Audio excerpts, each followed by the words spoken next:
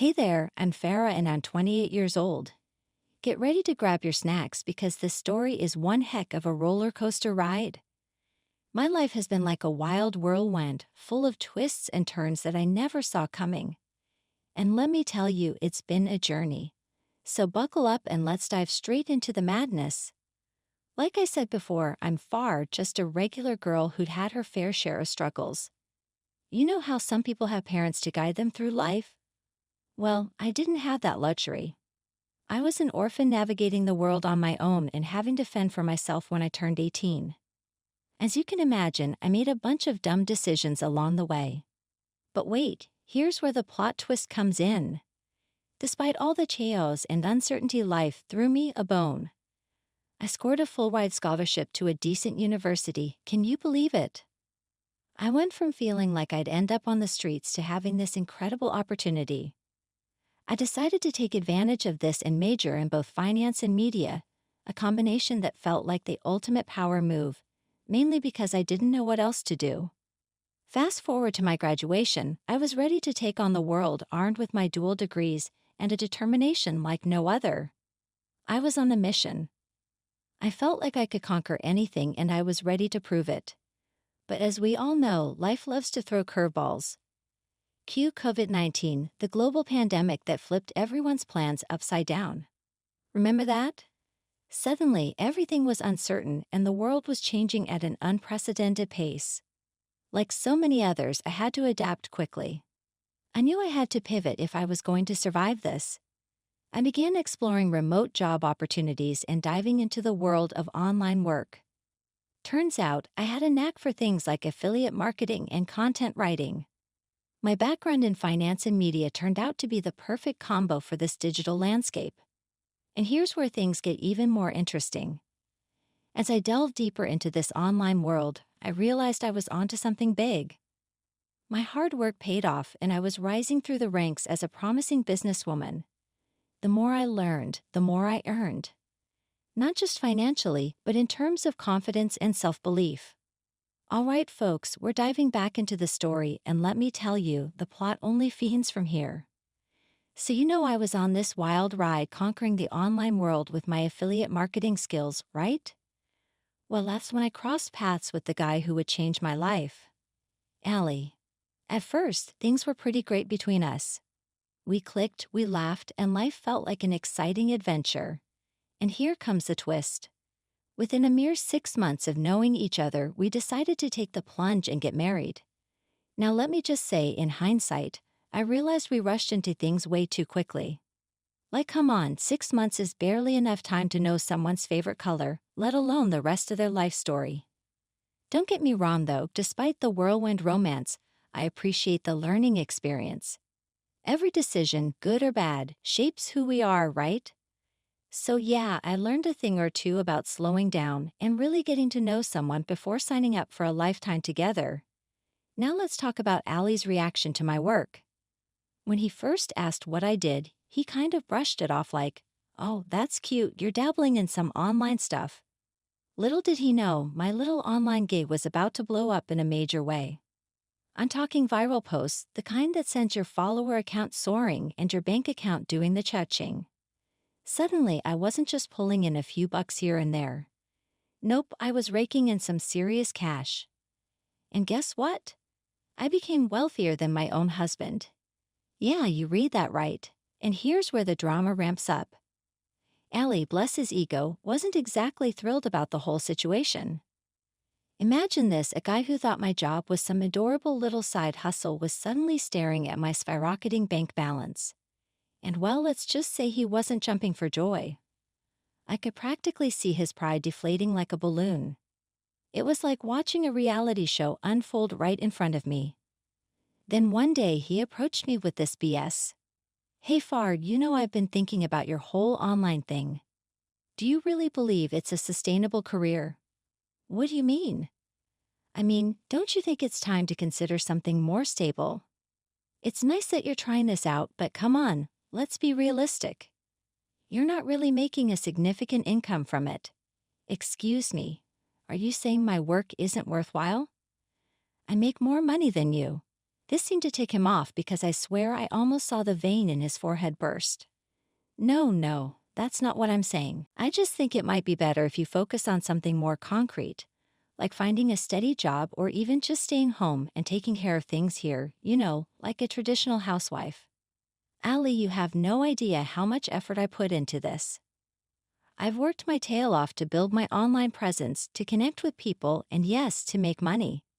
I've faced challenges, learned new skills, and grown so much in the process. Yeah, sure, but it's not exactly a real job, is it? It's not like you're bringing in a substantial income. And let's face it, it's a bit embarrassing when people ask what you do. Embarrassing? Are you serious? This is my passion, my hard work, and my success we're talking about. I'm proud of what I've achieved, and I'm not about to give it all up just because you don't see the value in it. Look, I just think it's time to be practical. We could use some more stability, especially with everything going on in the world. And if you stay home, you can focus on making our home comfortable and taking care of things here. Ali, I'm not going to put aside my dreams and all the progress I've made just to become a housewife. I deserve to have a fulfilling career that I'm proud of. I deserve to chase my own goals and passions. And if you can't support me in that, then maybe we need to have a serious talk about our future together. We argued for hours and hours, and I was so fed up with him that I left. For some context, after we got married, I moved in with Ali and decided that I would rent out my place for some extra money on the side. But with the way Ali was acting, I was second-guessing staying in the same home as him. So I threatened to leave and go back to my place till he could figure his insecurities out and stop being mad at me for making more money than him. Okay, Farah, I'm sorry. I'm sorry for bringing it up. You're right, and I'm wrong. Please forgive me. Don't go, please. Well, I didn't see that coming. It was almost too easy. This is what we call foreshadowing, folks. After Ali promised to support me, I thought things would get better. But nope, that wasn't the end of it. The very next day, I got ambushed. Not by ninjas, but by Ali and my mother-in-law Salma, both ready to give me a piece of their minds.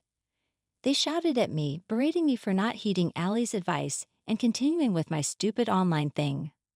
I was caught off guard, and their words felt like daggers piercing through me. I couldn't hold back the tears. I felt trapped and utterly defeated. I had worked so hard to get here, to build my career and my life, only to have it torn apart by the very people who were supposed to support me. And it didn't stop there. They decided to make my life even more miserable. They loaded me up with household chores and tasks, leaving me with no time or energy to focus on my work. They were seriously determined to sabotage my success and break my spirit. As weeks went by, my revenue started to decline.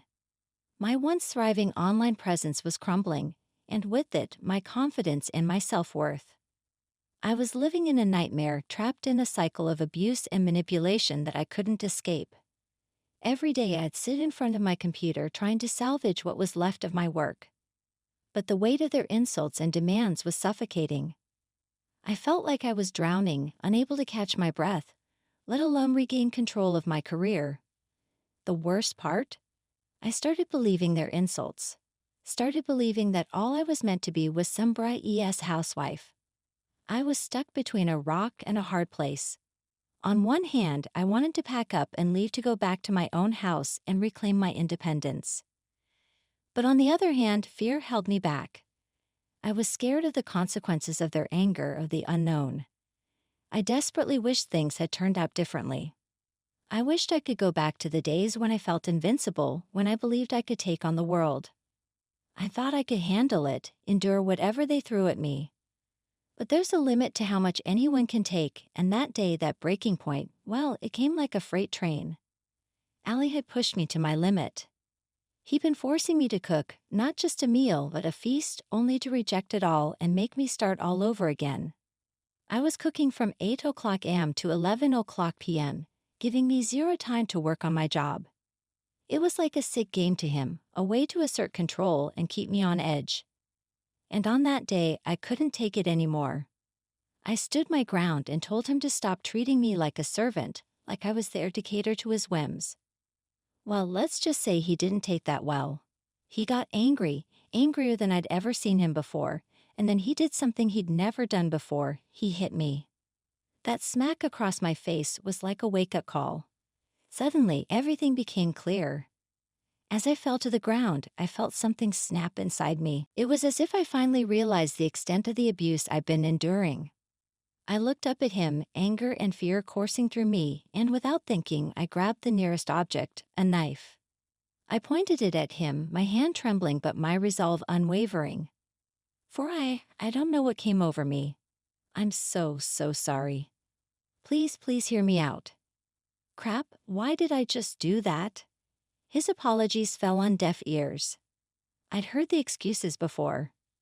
I knew that once that line had been crossed, there was no going back. So with a knife in my hand, I told him that I was done, that I couldn't do this anymore. I said I was leaving, and this time for good. With the knife still in my grip, I quickly went upstairs to pack a bag, gathering all of my essentials. And I walked out of that house, fearing to call the cops if he so much as looked at me. He started blubbering and crying as if he was the one who just got assaulted.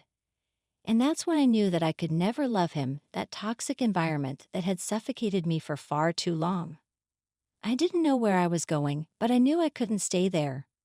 I drove back to my own house, which thankfully wasn't occupied at the time. It was the one place where I could finally breathe, and I wondered why I ever left in the first place. I sat there, tears streaming down my face, realizing the mess I had gotten myself into. I had read enough self-help books to know that once someone crosses that physical line, it's not going to stop, and I wasn't going to wait around to see how much worse it could get. I knew I had to take charge of my life again, to reclaim the strength and independence I had fought so hard for. It was a tough journey ahead, one filled with uncertainty and fear, but at least I was on a path to reclaim my own power and break free from the chains that had bound me for far too long.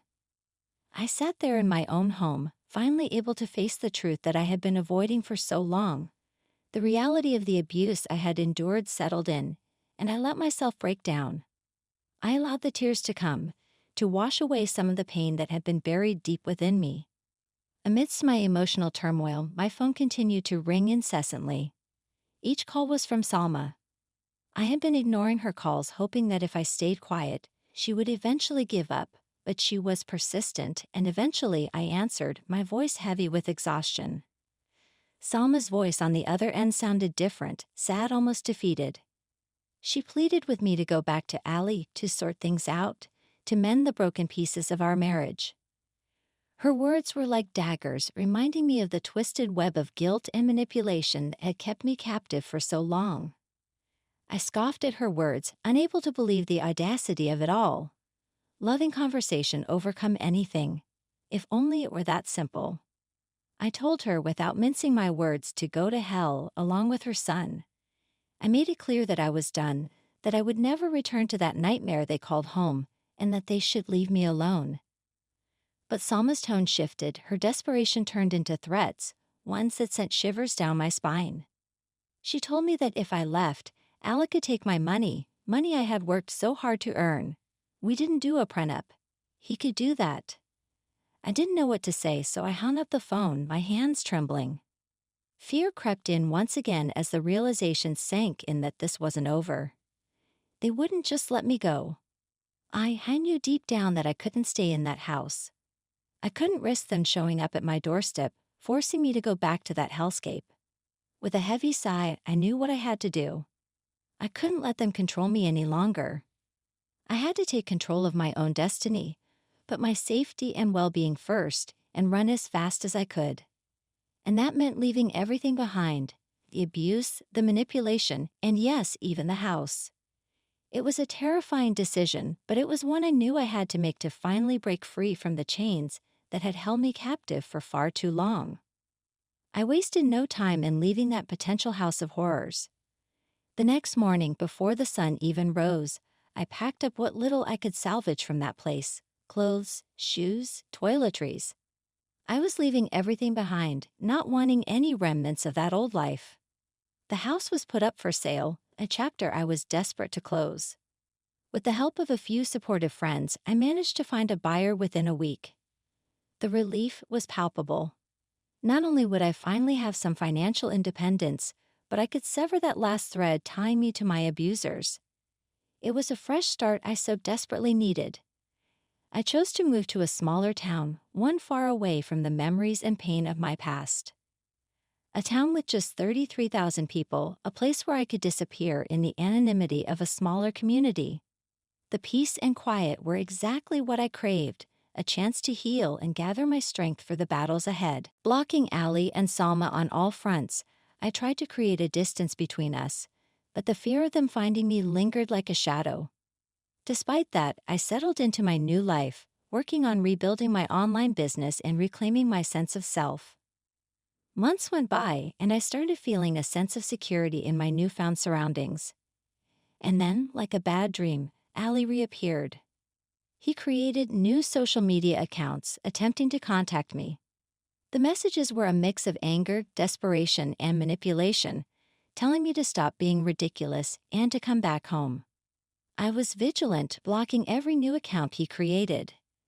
Despite the looming threat, I slowly started getting back on track. My online business began to flourish once again, giving me a glimmer of hope that I could regain control of my life. With each successful step, my confidence grew, and I realized that even though I had been through hell, I was strong enough to overcome it. As I carefully guarded my whereabouts and built a shield of anonymity around myself, I began to feel a sense of empowerment. I was creating a life on my own terms, away from the toxic influences that had held me back for so long. I also needed this time to think strategically about how I could divorce Ali and keep all my money. I was thinking of a postnuptial agreement, but I doubted he would accept that, considering he wants me cornered and desperate. Ali upped the ante when it came to contacting me because he would make a new account every single day, trying to contact me. Of course, I ignored his growing threats and excessive pleas. But one day he said something that gave me shivers. "It's been months now, Farah. Why are you still hiding? You don't think I won't find you? I swear to God, if you don't come home this instant, I'll burn your house to the ground." I couldn't believe it when I received that threatening DM from Ali. His audacity to think he could still control me after all this time was infuriating. But I wasn't about to cave in. Instead, I blocked him as I had done before and refused to engage. And then silence. No more new accounts, no more messages, no more threats. It seemed like he finally got the message that I wasn't going to be his victim anymore. But a week later, I received a message from a friend back in my old town. It was a shocking photo. A mugshot of Ali and Salma, both caught in the act of committing arson on what used to be my house.